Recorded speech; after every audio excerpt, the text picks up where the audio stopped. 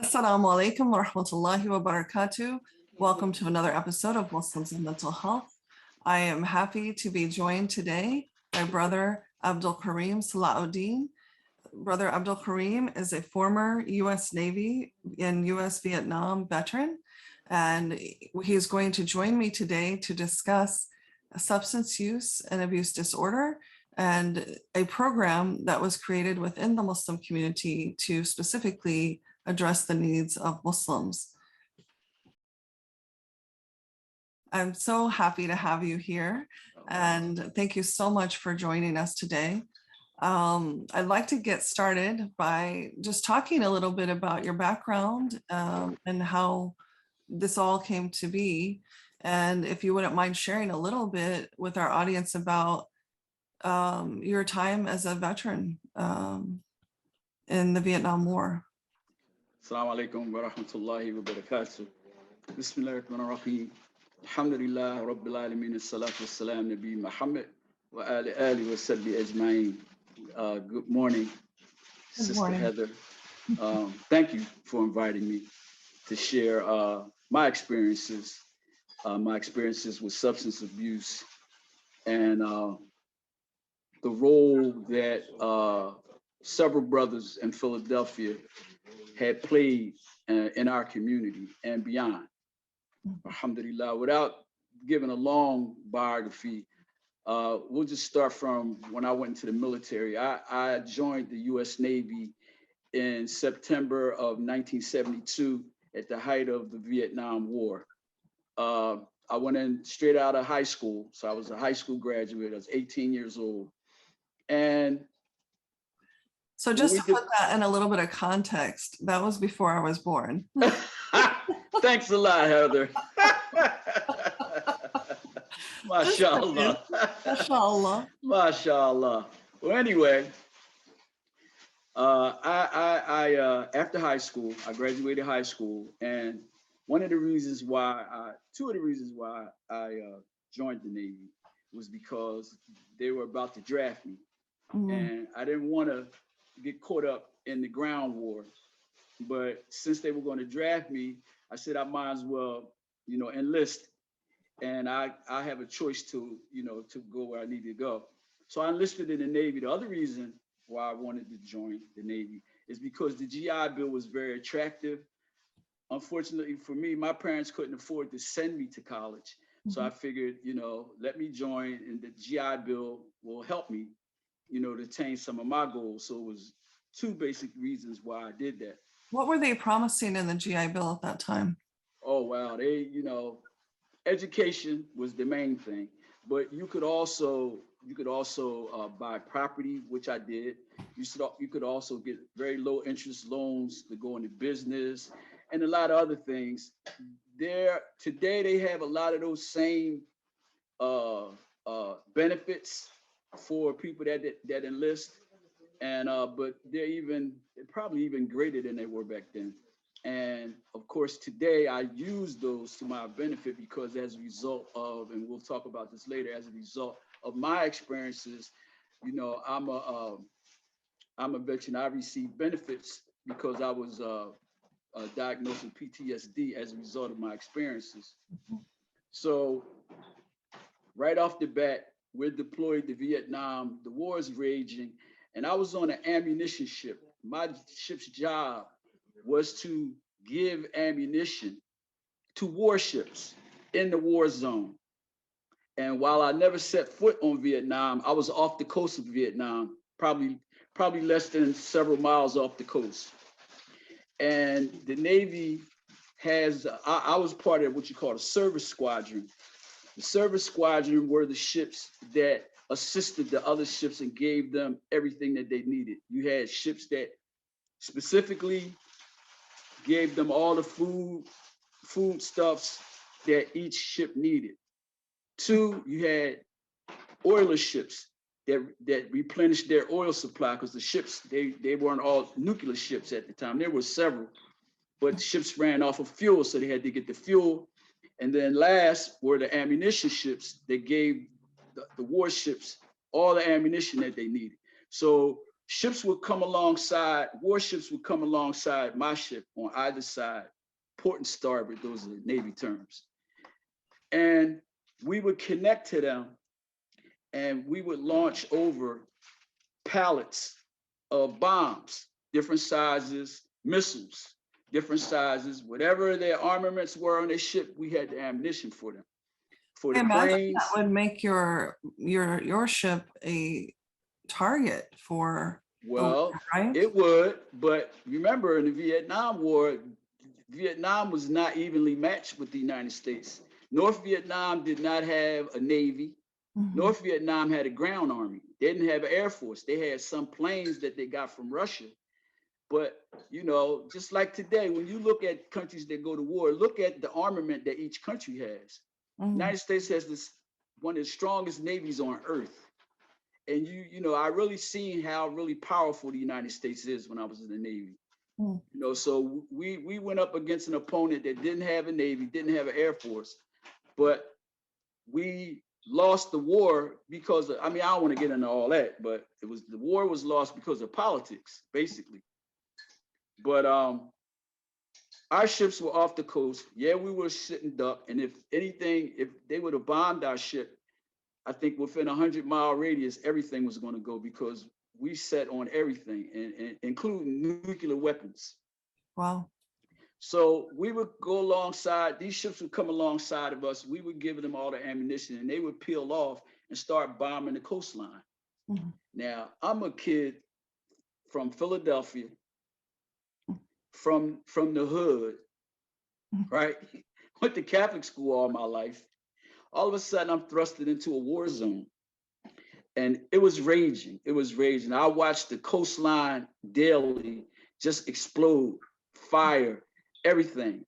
Something out of the movies. And I was scared to death. I'm telling you, sister, I was petrified. I was petrified.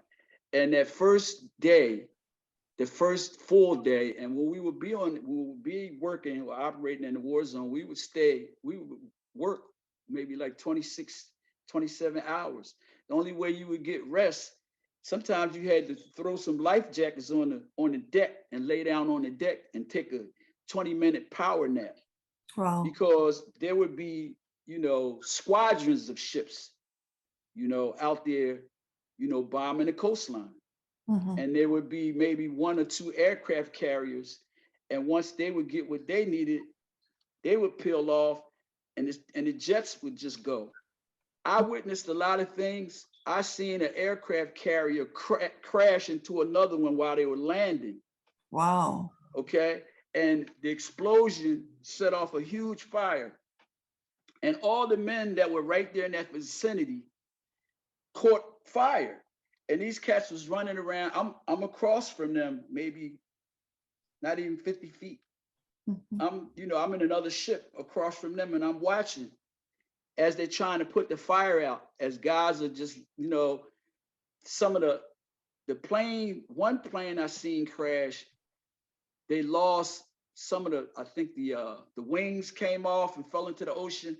I mean, I seen a lot of stuff. I seen where the pallets, we were sending missiles over. Mm-hmm. And the missiles would be 2 or 3 on a pallet. You're familiar with a pallet, forklift drivers. So I used to drive a forklift. Okay. So when they connected it up on the winch and sent it over like a crane, mm-hmm. when they sent it over, the cable snapped. The cable snapped and the missiles were hanging between the 2 ships. So they had to make a split second decision, and somebody came with an axe and just on our side and hit the cable, broke it, and you know the missiles fell into the ocean. There goes a couple of million, $2 million, just like that. I mean, for me to just tell you the whole story of the stuff that I witnessed is the stuff of nightmares. Mm-hmm. Wallahi, is the stuff of nightmares. And the Well, first day that I seen this, I was scared to death. And a guy that I knew came up behind me and said, you scared? I said, yeah. He said, I got something that'll make you feel better. And this was the beginning of, you know, my descent Mhm. into addiction. This was the beginning. Mhm. And this led me on perhaps maybe 20, at least 20 years of back and forth, back and forth. And wallah, I was able to accomplish the things that I set out to do. I went to college. Mhm. I graduated. I applied for law school. That was my dream, was to go to law school. But by that time I was married, had a family, and so I couldn't go. My wife was pregnant when the day I walked down the aisle. Mm. And I pretty much worked very hard to maintain a facade of normality, normalcy. But, truth be told, I was what they call chasing the dragon. I chased it, Mhm. and I worked very, very hard at keeping it a secret, Mhm. very hard. And but the Navy, my experiences in the Navy, and today I'm one of thousands of veterans who are compensated for, witnessing and being a part of. I mean, I defended my nation, but I also left that situation with problems of my own that it took a long time for me to realize how bad they were and what I needed to do to deal with them. I think that something that people don't often realize is that when people are deployed on a ship, there's no place to go, right? No place to go, You're no stuck on place that to ship, run. and there's not a lot of, certainly not anything to entertain you. You're stuck on a ship with a bunch of men. Not even, I mean, typically, I guess now there are more women in the military, but Well, there's more women back, but when I was in the Navy, there was always women in the Navy, but they didn't allow women to serve on ships Mhm. when I was there. Mhm. But today they allow that. But the interesting part is back in the 70s, the early 70s, they didn't have um, people on board ready to deal with different issues that you can talk about. I mean, even today, if somebody goes into a school and shoot up a school, the next day or that evening, they'll have therapists available. Anybody wants counseling can come in and you can talk about that stuff and get it off your chest. Mhm. But in the Navy, back then, I was on a ship that had maybe about 350, 400 sailors. I would say 80% of them were young men, Mhm. teenagers. Mhm. You know, there were enough older guys there that were experienced that could teach you, that basically led us. But the majority of your shipmates were young guys. Whose, You whose, know, whose brains aren't fully developed, right? no, we're talking about we're talking about kids, man. We're talking about kids. And so you thrust it into a situation where you have to make split-second decisions, you know. And then I mean, there's so many issues and so many problems that, like I said, we could just talk about this and this will take up, but we're here to really talk about addiction, but there's so many different negative components, I mean, the racism, the classism, and a bunch of isms, but this is how it was. But the Well, we do take a social culturally attuned approach to therapy.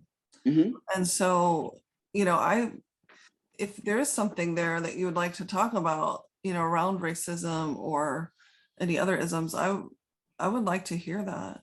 I'm sure Well, I others would like mean, to hear it as well. they'll come up. I guarantee you, all of the isms will come up as we progress, Mm. inshallah. Inshallah. So I So stayed in it. Go ahead. You want to ask me a question? I'm sorry. Yes. So this thing that this shipmate gave you, it was It was heroin. okay. It was heroin, and I sniffed it. The heroin that you get overseas was so powerful, was so strong. Only thing you could really do with it is sniff small, very, very small quantities of it, or pack it in a cigarette, small quantity, and smoke it. you couldn't even think about doing anything else with it. How would somebody even get that on a ship? I guess I'm wondering. Come on.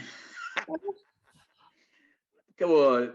You know, sailors have always been smugglers. This is the beginning of, you know, piracy and stuff like that. Yeah. So the guy who gave that to me, offered it to me, he had been overseas before, I see. and he knew people, he had connections. Mm. And so, you know, and we were friends. We were friends. He knew me. He took a liking to me, and he seen that I was jammed up. I was jammed up, as were all of the new recruits that were on the ship. All of the guys who had just joined the ship. I joined the ship in, I would say, November, let's say December of 1972. Just fresh out of boot camp.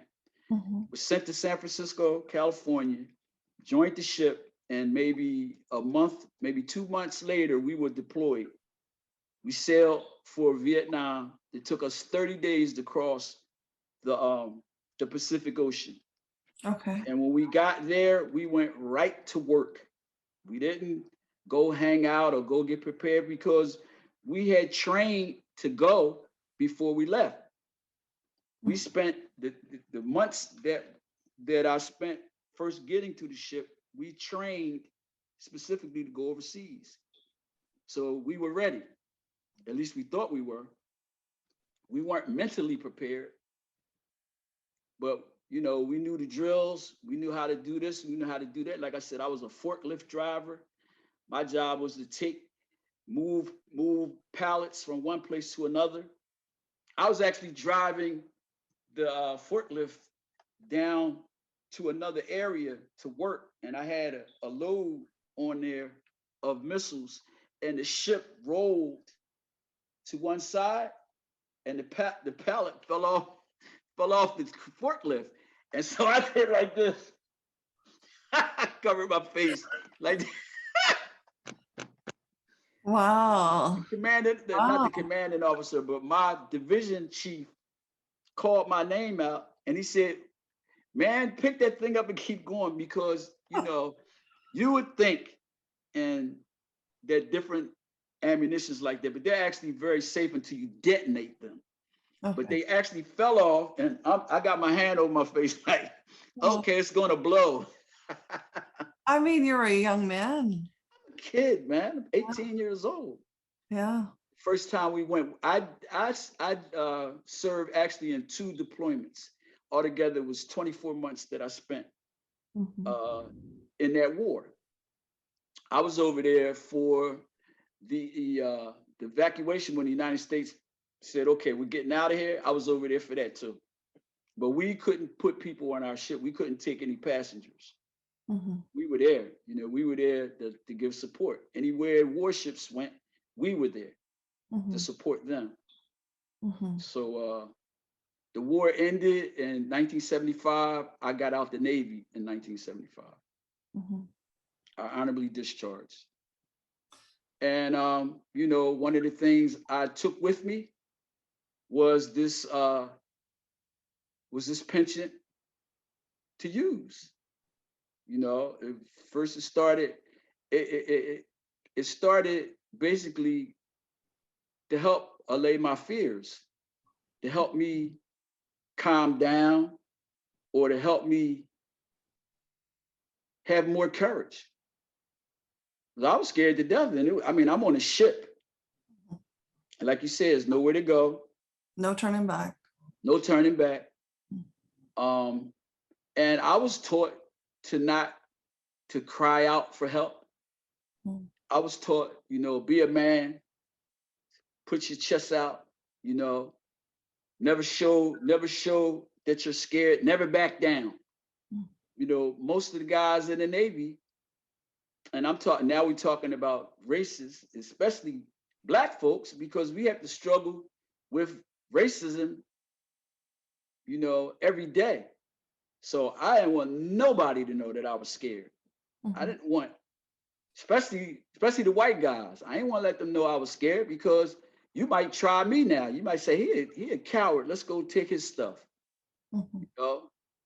And so no, I had to be strong. I had to appear to be strong, and I had to at least appear to be ready to defend myself or defend the United States of America every day that I was in the Navy, Mhm. you know. So that's what that's what I tried to do. So I took that with me. I carried it with me, and I didn't think it was a problem. And I moved on and tried to do, I had my goals that I had set for myself. I tried to accomplish them one at a time. And alhamdulillah, I was successful. I mean, there were some things that I wanted to do, I really wanted to do that I wasn't able to do. But mashallah, I live a comfortable life. I don't have to work. I can do most anything that I want to do, um, as long as the pandemic will allow me to do it.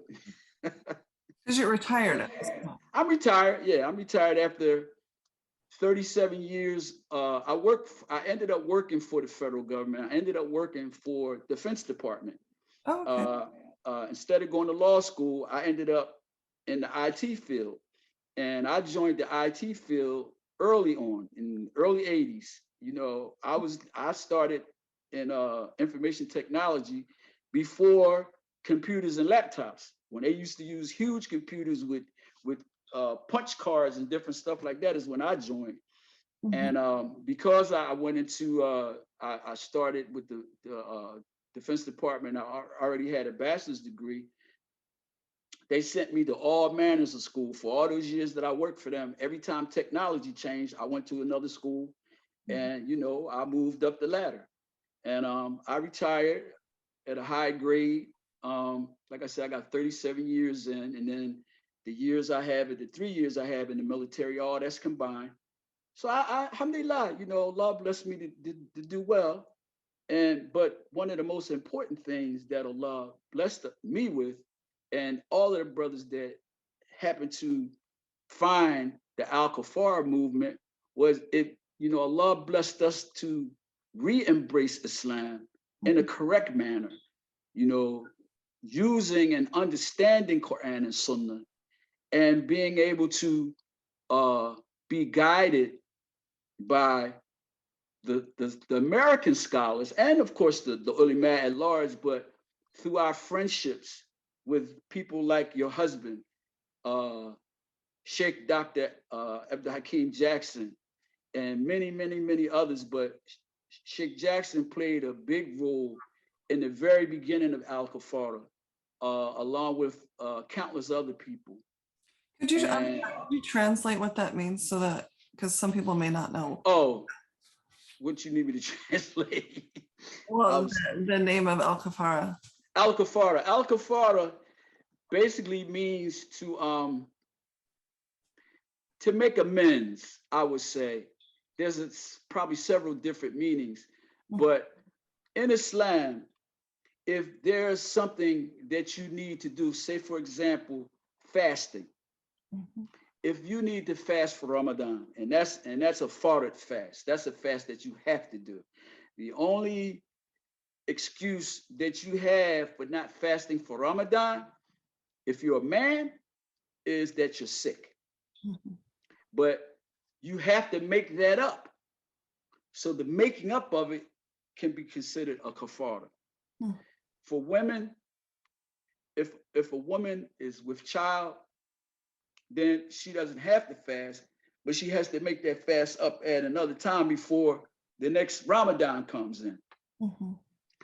Uh, if for men, if you can't fast before you're sick, you have to make that day up as well. But if you're sick and you can't fast because you have to take medications, or you're in the hospital, this, that, or the other, then you have to feed people. You have to feed one poor person per day. That's a kafara. Mhm. So we looked at al kafara as, Allah tells us that hamr, or intoxicants, are a major sin. And for any Muslim who uses intoxicants, drinking, uh, alcohol, all manner of drugs, anything that alters your mood, or anything that not only alters your mood, but leads you down a path of destruction, stealing from your family. You're not taking care of your kids.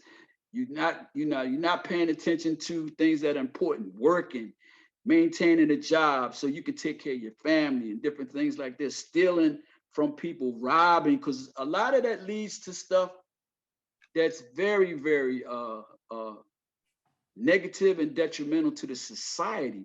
You become a menace to society from using different types of drugs. And then you're playing Russian roulette with your own life.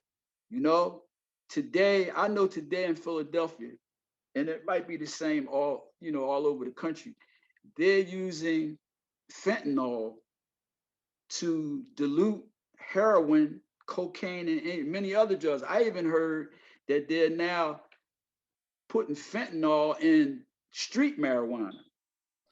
So Yes. people are going to buy a bag of joint weed, and it's fentanyl in it. Fentanyl is one of the most powerful uh, drugs that they make. I mean, all this stuff is man-made. It is 1,000 times more potent than heroin. Mhm. And people are dying, dropping like flies here in Philadelphia because they don't know what they're using. They're going out looking for one thing and they're getting that and something else along with it. The kid that just died, the actor, about 2 or 3 weeks ago in New York, I can't think of his name, Anthony something Williams. He used to play on The Wire. Okay. Young actor. I don't even think he was 40 years old. Young black kid doing really well, taking off in his chosen craft. But he had this addiction he was dragging around with him. Mhm. They found him in his house and they knew he died from an overdose. But when they got the toxicology report back, he had cocaine and heroin in his system, but he also had 2 different forms of fentanyl in his Wow. system. So the heroin was diluted with fentanyl, the cocaine was diluted with fentanyl, and that much fentanyl.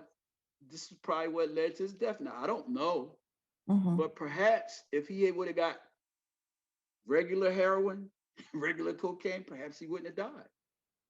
You Yeah. know, but It's a people are rising really phenomenon. taking a chance. You're really taking a chance today Mhm. buying drugs off the street. You're taking and I'm saying specifically with marijuana because today, if you have the need and you can get a prescription, you can go get medical marijuana, and that would be safer than street marijuana. You go in some neighborhood and run up on the kid on the corner, and you buy a bag of weed from him. You don't know what's in it. Mhm. You don't know. So, I mean, there's a whole plethora of different societal problems, race problems, financial problems that's all connected to drug abuse. Mhm. And you don't know this and understand this to you unless you're around people who are fighting it, or you get caught into a cycle of addiction. And if Allah bless you to come out on the other end alive, then you perhaps you can, perhaps He'll guide you Mhm. to a solution for yourself that can help you and help your family. And wallah, this is what happened with me. I'm very, very fortunate. I'm very fortunate. And there's also the health component to it because I myself had to deal with a major, major health issue that Allah blessed me to overcome. And this health issue, this health problem is a direct result of my drug use. Mhm.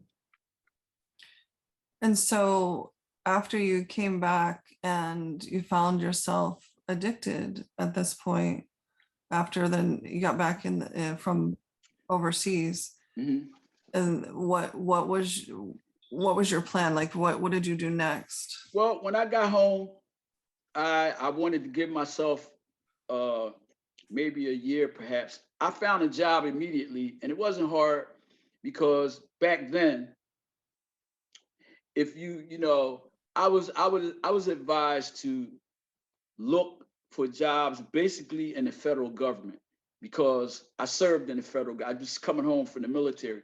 So I went to several federal government agencies in Philadelphia and I got a job like in 2 weeks. Mhm. And so after I got settled, got an apartment, this, that, and the other, um, I wanted to give myself at least about a year or less before I started school. Mhm. So in 1975, the rest of that year, I just worked, had my little apartment, just getting myself together and get myself acclimated to Philadelphia. But I had joined the Nation of Islam when I was in California, Mhm. when I think it was 1974, because Islam was something that I was always taking a look at as far as a religion. I had went to Catholic school all my life. Mhm. And while I didn't believe in the whole Trinity thing, Mhm. and I mean, this again is a whole long session, but Catholicism made me understand the idea of monotheism.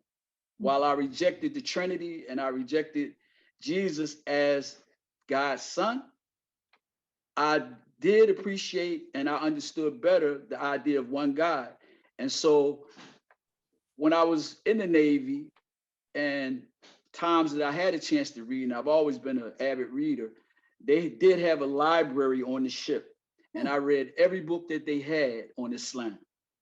And I visited countries where they had large Muslim populations.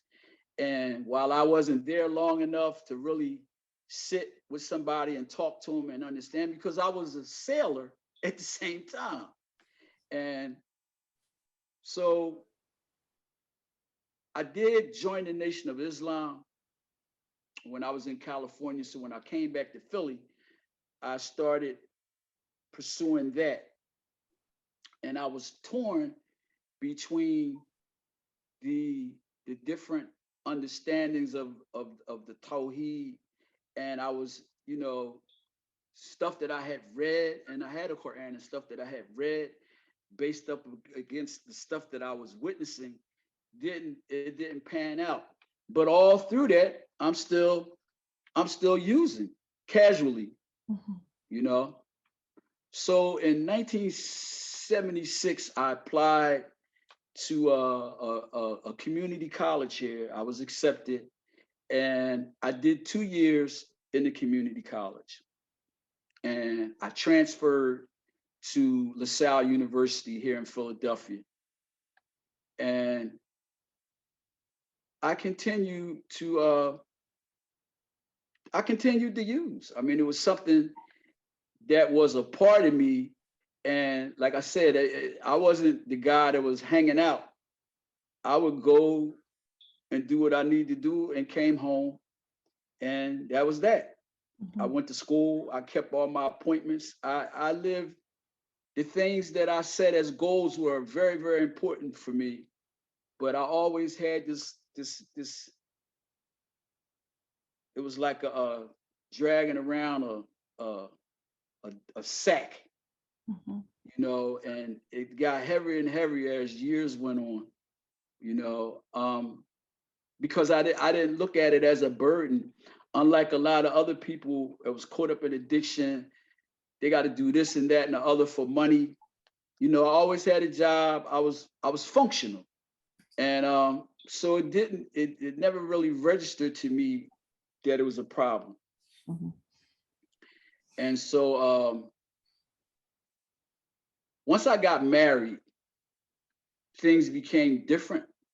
But it was always every morning was like a quest.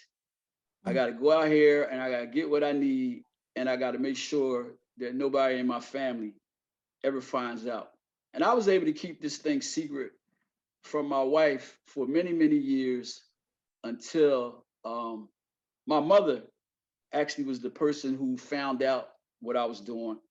And she confronted me and she told me, either you gonna go away and get yourself together, or I'm gonna expose you, your job, your family. I'm gonna do all of that because Mm. You don't know where this thing is going to lead you.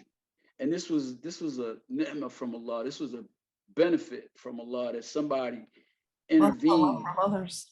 Yeah. Yeah, my mother, she intervened. And Mothers so don't this care. was the first Mothers time. care for their children more than anybody. Yeah, yes, they do. Yes, they do. And so I finished school, and like I said, I applied to law school. I wanted to go to law school, but my family was first, so I just went to work. Mhm. Like I said, I went back. I went through a couple of little private sector jobs. I worked for a big insurance firm. I did a couple of things, and I settled in back with the federal government. I got a job with the Defense Department here in Philadelphia, and Can I just they pause you for 1 second there? sure. Because I just want to highlight a thread there that we're not going to obviously get into it today, but I think it's one that's worth highlighting because I think a lot of women are not aware, when they think of the role of men, of the sacrifices that men make sometimes, right? So I'm hearing you talk about, how you had this dream to go to law school, but you put your family first. And I think a lot of women they forget these things, right? Or they're not aware of these things that men do, to take care of their families. That's really honorable. But Mashallah. a lot of women, I think, either they ignore this or they put it aside or they don't pay attention, or they don't know. I mean, I'm not exactly sure, with each individual what it might be, but I think this is a point that's missed, that men are given a degree, a more in Quran, over women. Yes, And this is a manifestation of what that looks like. mashallah. That you put aside, something that you really wanted to do for the betterment of the family. And I just wanted to pull that out for a second because I think it's a great example of that. And I know that's not primarily why we're here, but like I think that is an important thing to know. No, I think you're right, and it has a lot to do. No, it has a lot to do with it because I felt a certain amount of disappointment Mhm. because I wasn't able to do that. I come from a family where I was basically raised by my grandmother and my mother to the age of 15, and because where I lived and different things I was going through. My grandmother died when I was 10. And so my mother is carrying this burden by herself. And so when I was 15 and I was starting to get into stuff that she wasn't happy with, and I left Catholic school when I was 15. I didn't want to be there no more. And so I got myself kicked out. How about that? I asked, could you transfer me? And she didn't. So I got myself kicked out. And so she went to my father, and I always knew my father, and I would visit him from time to time. She said, it's time for you to take your son now. Mm. Because, he's at the point where I can't do anything with him anymore. And you need to step in, or, we might lose him. And so my dad stepped up to the plate. He took me in, and he was married. He had two other children, my sister and my brother. And I spent the last 3 years or the last 2.5 years in their home, from the half of the year of the 10th grade. I went there in like January of, I think it was 70. I was in the 10th grade. I finished the 10th grade and I did the 11th and 12th and graduated. And then I went in the Navy. So I spent those 2.5 years in my dad's home, and I got a chance to see a family, what was the best example for me because I was in a household run by 2 women. Mm-hmm. So that was good for me. And women are, I'm not going to say men are not goal orientated, but my grandmother and my mother were both very, very goal orientated.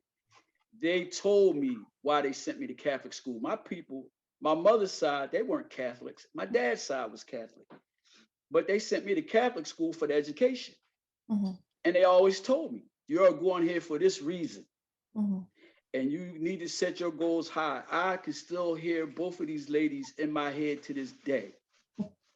And so when I reached for something and I tried to attain it, if I fell short for some reason, I was disappointed in myself. Mhm. You know, and when I couldn't get to law school, I was jammed up for a minute, Mhm. you know, and that further plunges you into your addiction. Mhm. You know, I mean, I couldn't go to nobody and say, oh man, so what do I do now? You know, what am I supposed to do now? This is what I want to do. Never mind that my wife was like, okay, cool. You know, you got a job, cool. You know, you doing what you're supposed to do. But I was jammed up. Mhm. You know, so yeah, it's important. It was important to me. It's important to me now because I preach this same stuff that my grandmother and my mother taught me. I preach this to my grandchildren. Mhm. And alhamdulillah, I got two that are in college today, full Masha- scholarships, two young ladies, full scholarships. I got like four more right behind them. Mhm. And this is what I preach to them. Mhm. They know when they see me, oh, here he comes. He's getting ready to talk about the future. That's right.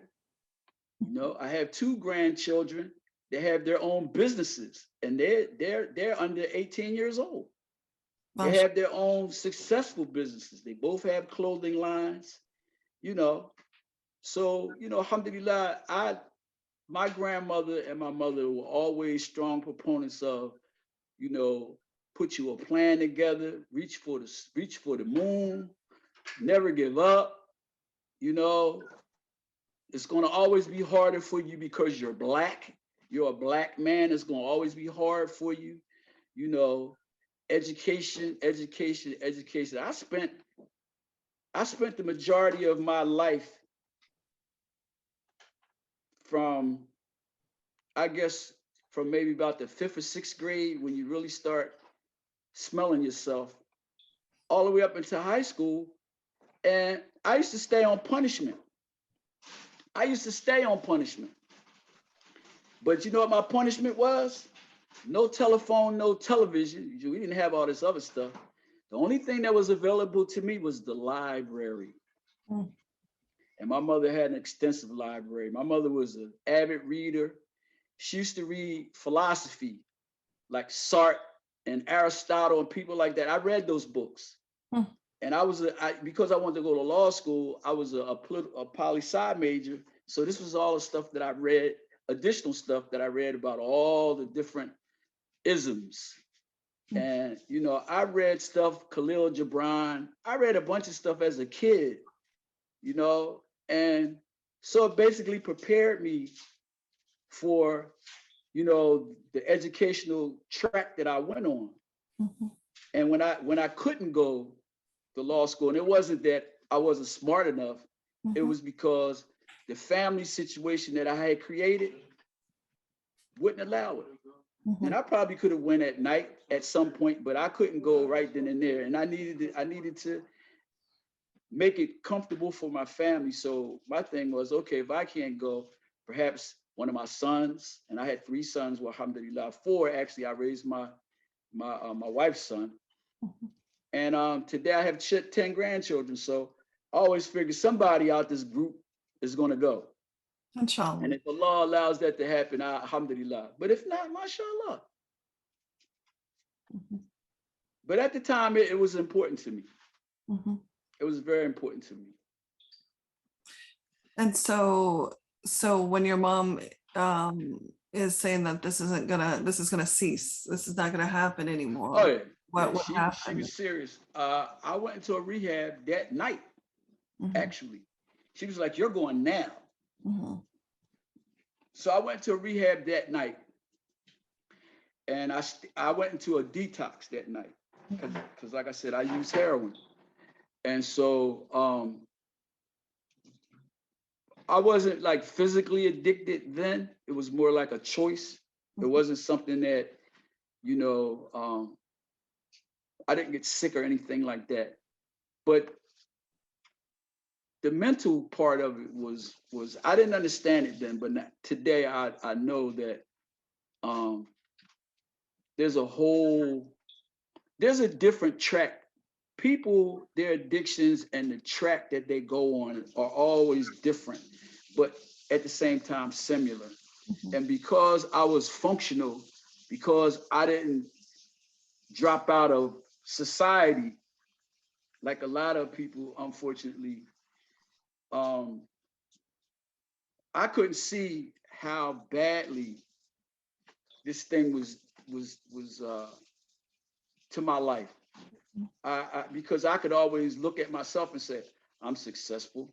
I own my own home. In fact, I own rental properties.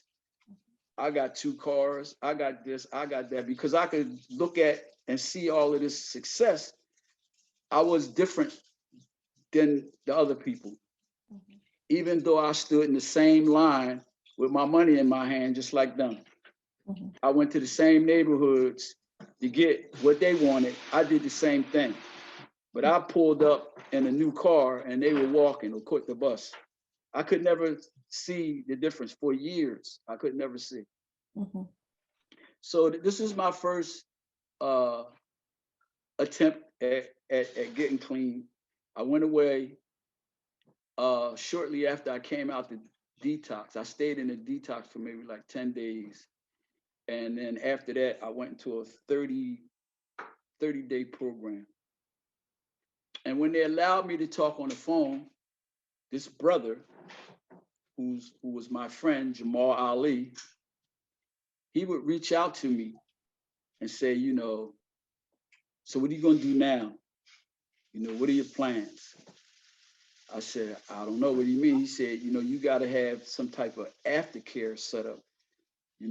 What you're trying to do now is, you're going to have to spend a lot of your life, the remaining part of your life, working to stay clean.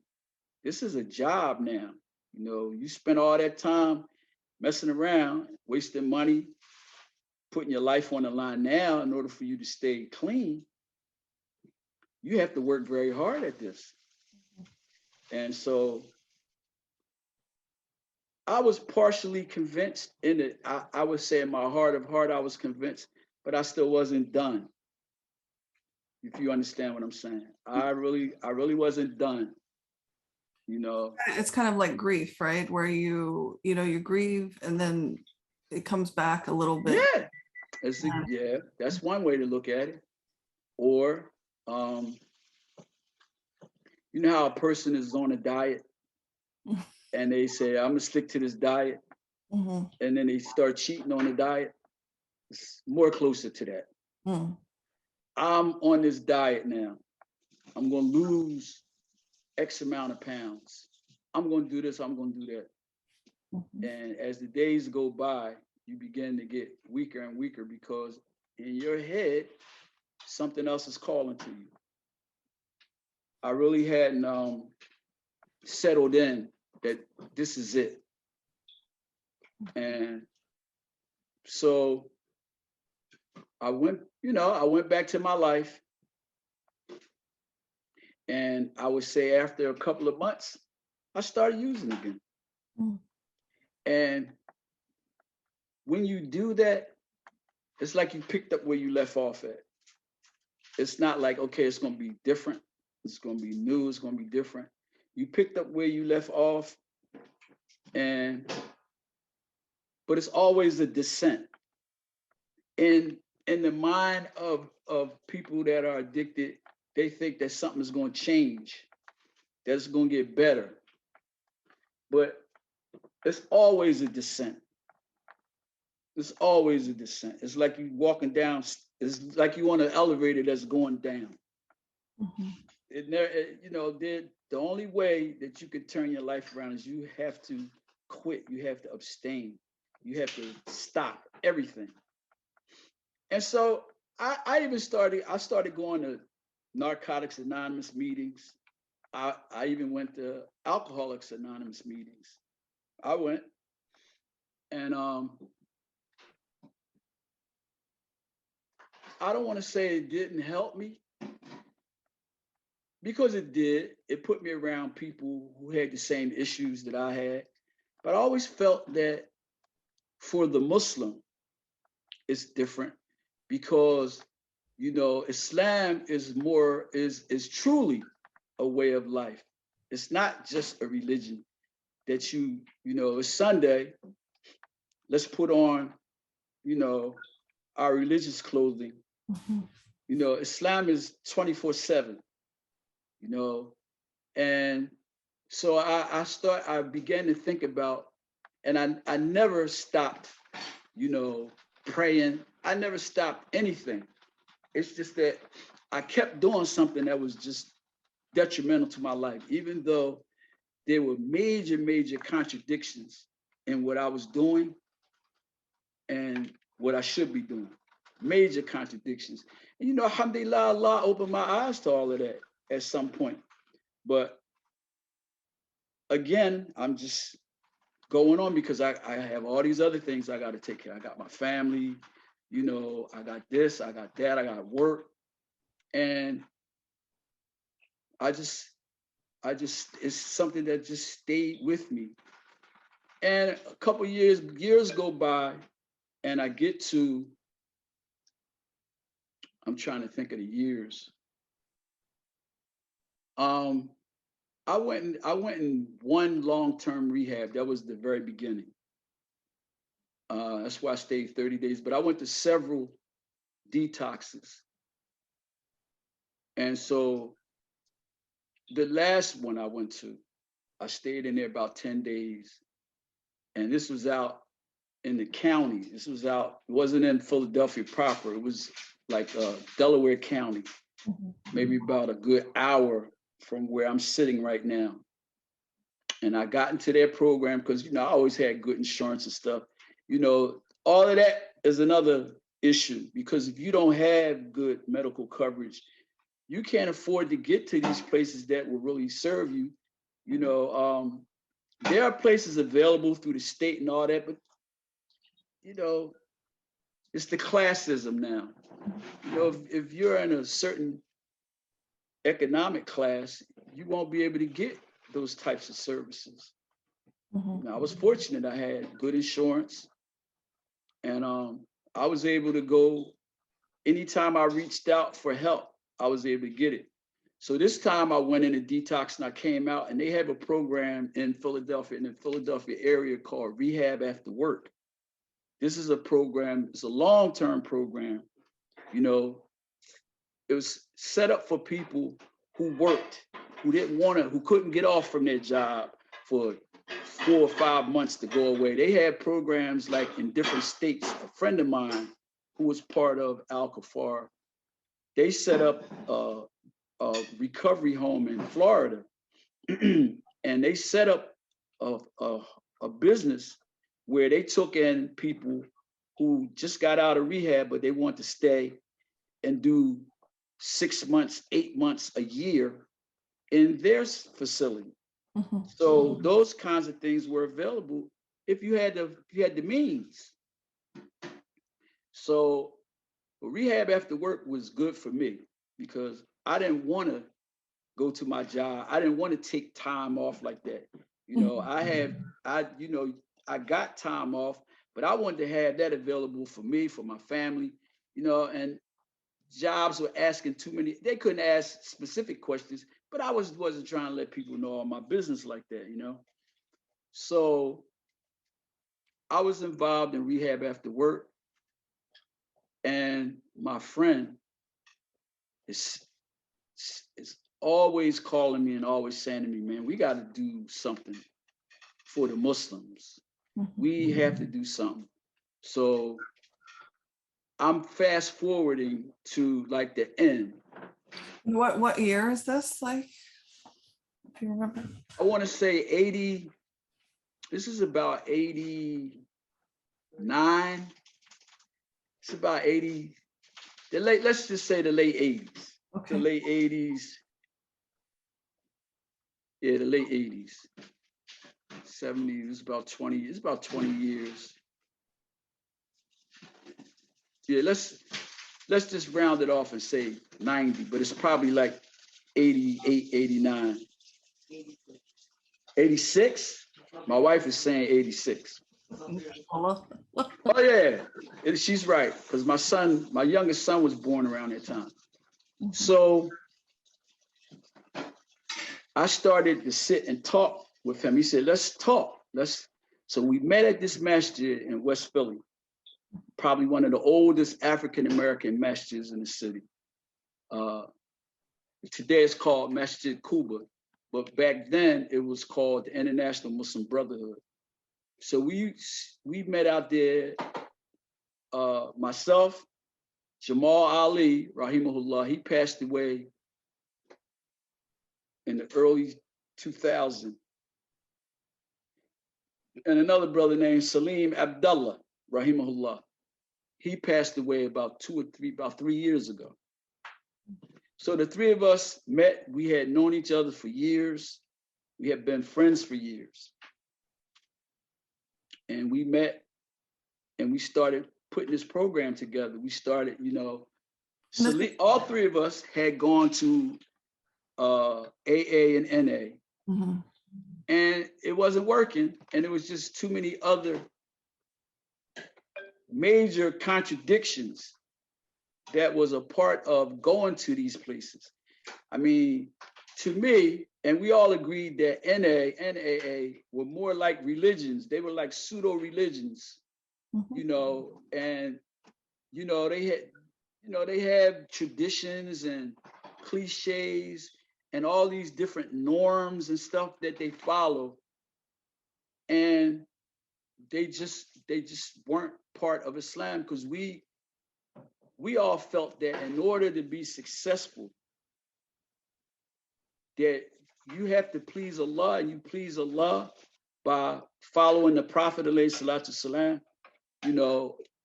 The Prophet alayhi salatu salam says in a very, very famous hadith, if you love Allah, then follow me.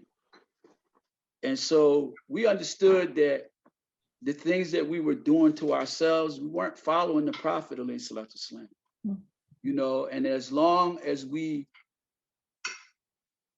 not just using drugs, but as long as we, in attempting to stay clean, that we took another route, that we weren't going to be successful. Allah Ta'ala says in the Quran that if you follow any other way, if you follow any other religion, I'm paraphrasing, this is Quran though, if you follow any other religion other than Islam, it will never be accepted from you. And in the end, you will be among the losers. Mm-hmm.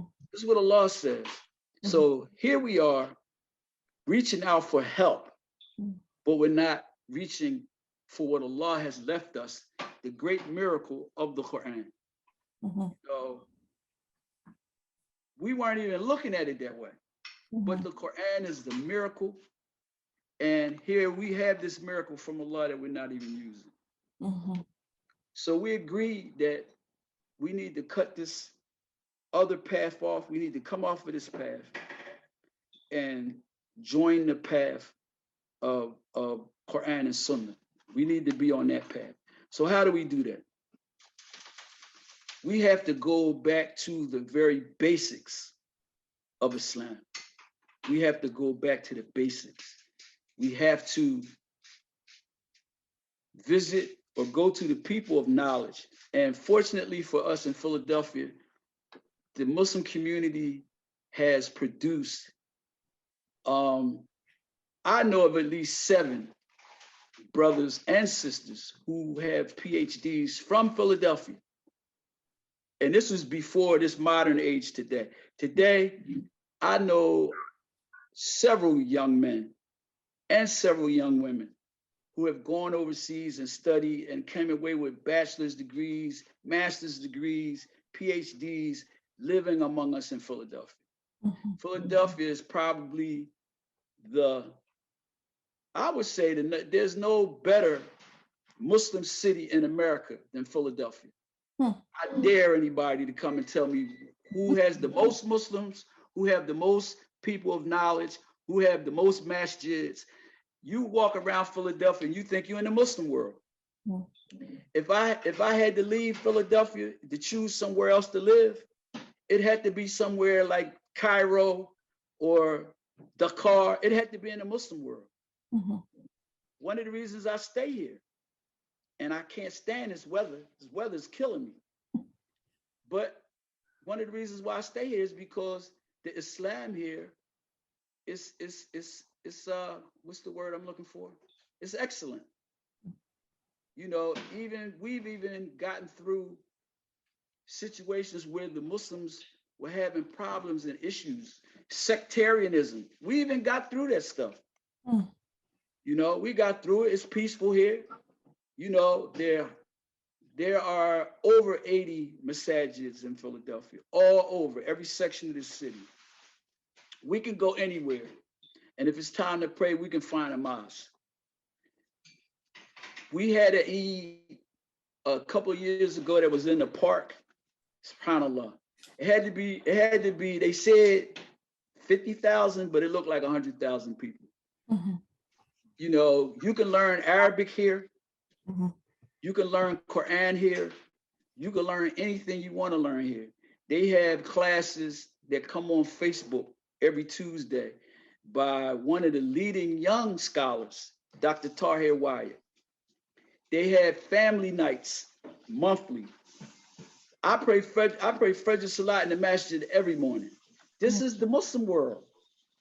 There's no better city.